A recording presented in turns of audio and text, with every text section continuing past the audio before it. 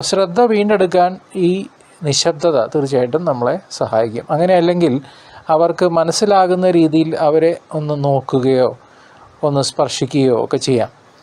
എന്നാൽ അവരെ വിളിച്ചുകൊണ്ടുള്ള സംസാരം കൂടുതൽ വഴിതെറ്റിച്ചെന്നും വരാം. മൂന്നാമതായി, എപ്പോൾ പ്രാർത്ഥന നിർത്തണമെന്നുള്ളത് നാം അറിയണം.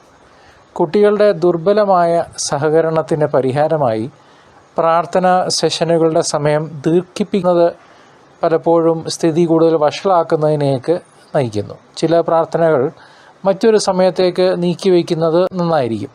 ഭാര്യയും ഭർത്താവും ചേർന്നിട്ട് അത് ചൊല്ലുക. ഇനി ഭർത്താവ് ദൂര സ്ഥലത്താണെന്നുണ്ടെങ്കിൽ ഒരു വീഡിയോ കോളിലൂടെ ചെയ്യുക. നമുക്കിപ്പം അതിനുള്ള മാധ്യമങ്ങളും ഒക്കെ ഉണ്ടല്ലോ.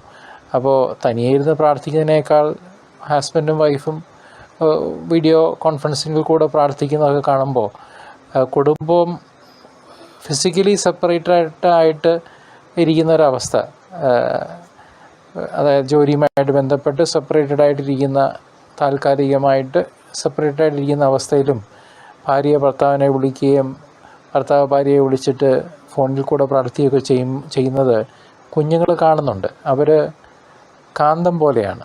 നമ്മൾ ചെയ്യുന്നത് അതുപോലെ അവർ അവരുടെ ജീവിതത്തിൽ പകർത്തിയെടുക്കും.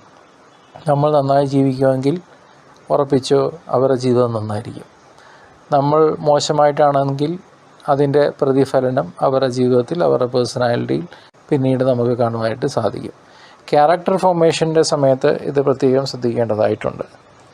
അതുകൊണ്ട് സുദീർഘമായ പ്രാർത്ഥന ആ സമയം കുഞ്ഞുങ്ങളെ പ്രാർത്ഥനയിൽ നിന്നും കൂടുതൽ അകറ്റാൻ കാരണമായതുകൊണ്ട് നീണ്ട പ്രാർത്ഥനകളൊക്കെ വേറൊരു അവസരത്തേക്ക് മാറ്റിവെച്ച് നിങ്ങൾ ദമ്പതികൾ, ഹസ്ബൻഡ് ആൻഡ് വൈഫ്, അത് ഒരുമിച്ച് പ്രാർത്ഥിക്കുക, സെപ്പറേറ്റായിട്ട് പ്രാർത്ഥിക്കുക.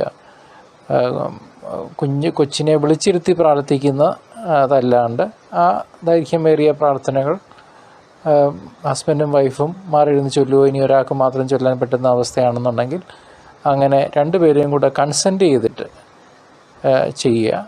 കാരണം കുടുംബത്തിൽ ദൈവം ക്രിയേറ്റ് ചെയ്തൊരു സംവിധാനമുണ്ട്. ആ സംവിധാനം നമ്മൾ വ്യക്തമായിട്ട് കാണുക നസ്രത്തിലെ തിരുക്കുടുംബത്തിലാണ്.